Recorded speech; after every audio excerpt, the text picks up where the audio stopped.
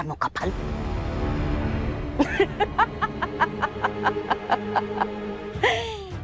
हाँ, क्यों भूल गई क्या? तुमने अपनी बहू रुचिता पर क्या क्या अत्याचार नहीं किए?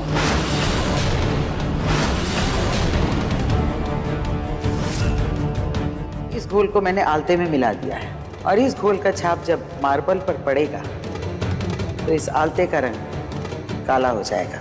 नई बहू का पांव के काले छाप से गृह प्रवेश किसी भी घर के लिए अपशकुन ही है। गृह प्रवेश में तुम्हारे पाँव के काले छापे से ही हमें अंदेशा हो गया था कि तुम्हारा आना हमारे परिवार के लिए कितना बड़ा अपशकुन है। तुम्हारे आते ही हमारे घर की खुशियों को नजर लग गई है। हाथ जोड़कर विनती है तुमसे, बख्श दो हमारे परिवार को और जाओ यहाँ से।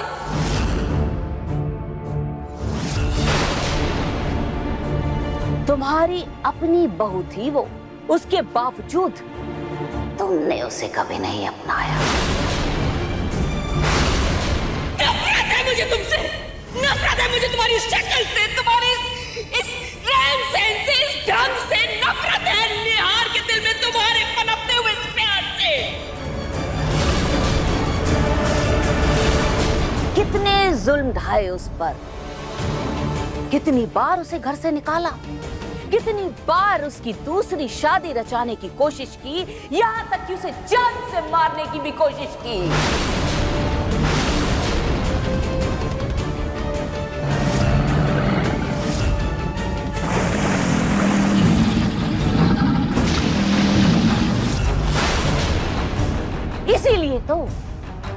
इसीलिए देखो, आज तुम्हारी अपनी शादी पर ही आँच आ गई।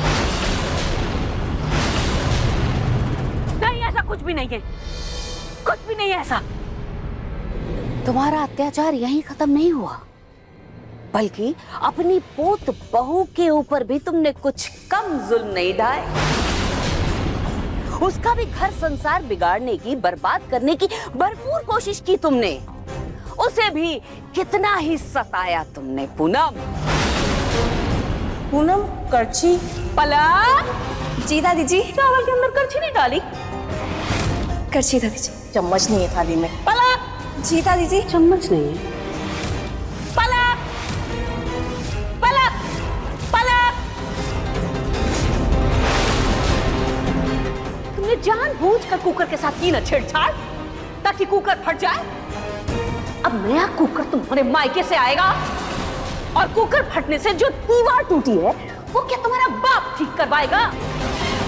दादी जी, आप क्यों पीछे पड़ी है मेरे? क्यों मुझे सब जैसे जीने नहीं दे रही है? क्या बिगाड़ा है आखिर मैंने? आपका क्या कर दिया मैंने आपके साथ? मेरा पोता छीना तुमने मुझसे, मेरे पिंकू को मुझसे दूर किया है तुमने। आज के बाद तुम्हारा हमारे परिवार के साथ कोई रिश्ता नहीं होगा। निकल जाओ मेरे घर से। एक औरत हो और एक औरत के दर्द को नहीं समझ पाए। एक औरत की ही दुश्मन बन बैठी तुम, एक औरत होकर। इसीलिए तो देखो, आज तुम्हारी अपनी ये शक्ल तुम्हारी दुश्मन बन बैठी है। अब रहो यही जेल के अंदर और जिंदगी भर चक्की पीसो तुम, चक्की। नहीं। चक्की पीसोगी तुम यही, इसी जेल के अंदर सड़ोगी जिंदगी भर। पूनम, नहीं, ये झूठ है, ये झूठ है, ऐसा नहीं है, ये बात नहीं है, तुम झूठ बोल रही हो।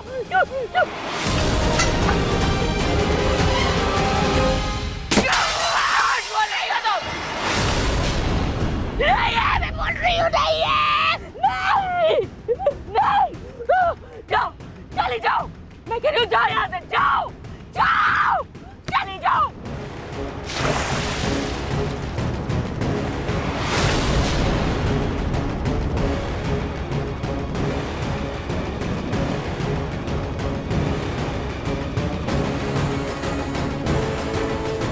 अरे बस चुप, क्यों पागलों की तरह चिल्ला रही है? चुप बैठ। मैं आपसे कह रही हूँ, मेरी बात पर यकीन कीजिए। मैंने कुछ नहीं किया। मैं मुजरिम नहीं हूँ, बल्कि जिसे आपने मंदिर में देखा था ना, वो है असली मुजरिम। मैंने कुछ नहीं किया, मेरी बात पर यकीन कीजिए। मैंने कुछ नहीं किया। प्लीज मुझे छोड़ दीजिए, मुझे जाने दीजिए। चुप कर, जो सफाई देनी है कोर्ट में देना। वैसे भी परसों तेरी सुनवाई है।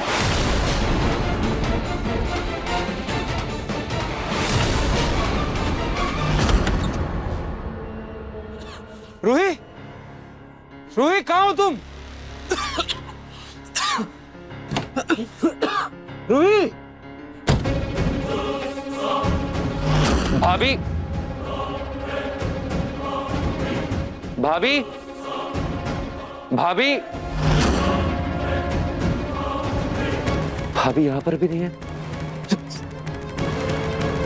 भैया, मैं रूही को फोन करके देखती हूँ।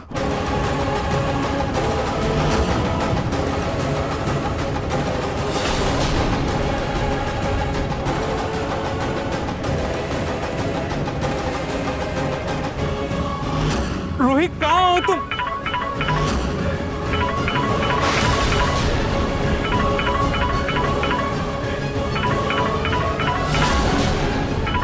रूही का फोन यहाँ है, लेकिन रूही कहाँ है?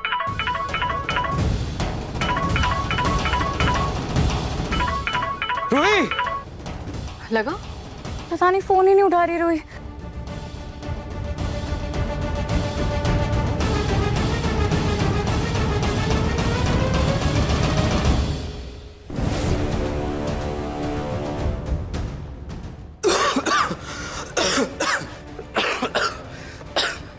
भैया, भाभी मिली? नहीं अवनी, हमने हर जगह देख लिया, रूही कहीं नहीं है। पता नहीं कहाँ है।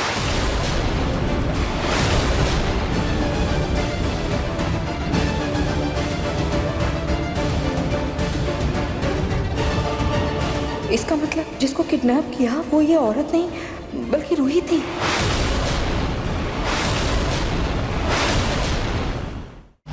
रूही कहाँ हो तुम? मैं जानता हूँ कुछ दिनों से मेरी वजह से तुम्हें बहुत तकलीफ का सामना करना पड़ा और तुम्हारा दिल भी बहुत दुखा है।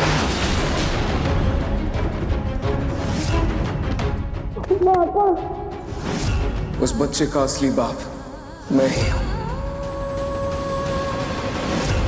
हाँ जी, आप झूठ कह रहे हैं। मैं ये बात कभी नहीं मान सकती। एक छोटे से बच्चे को तुम बर्दाश्त नहीं कर पा रही हो, उससे जुड़ी सच्चाई को अपना नहीं पा रही हो तुम। मैं मानती हूँ कि मैं आपकी पत्नी हूँ, पर पत्नी होने का ये मतलब तो नहीं है कि मैं आँख मूंद कर आपके हर फैसले को स्वीकार कर लूँ। हर जी तकलीफ होती है जब आपका ये जीवन साथी आपसे इतनी बड़ी बात छुपा कर रखे। तू है वो जो जगह तुझसे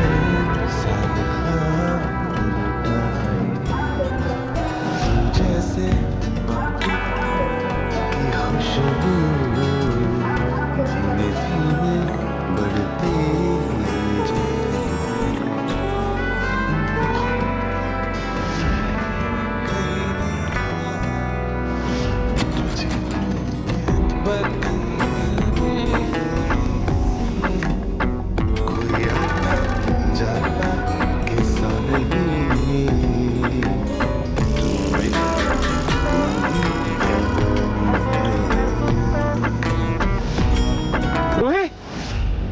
रूही कहाँ हो तुम? रूही! बस तुम एक बार वापस आ जाओ रूही, मैं तुम्हें कहीं जाने नहीं दूंगा। तुम्हें ये समझना होगा, इस बच्चे की वजह से मेरी बहन अपनी की जिंदगी बर्बाद हो सकती है। उसी को बचाने के लिए मैं इतना कुछ कर रहा हूँ।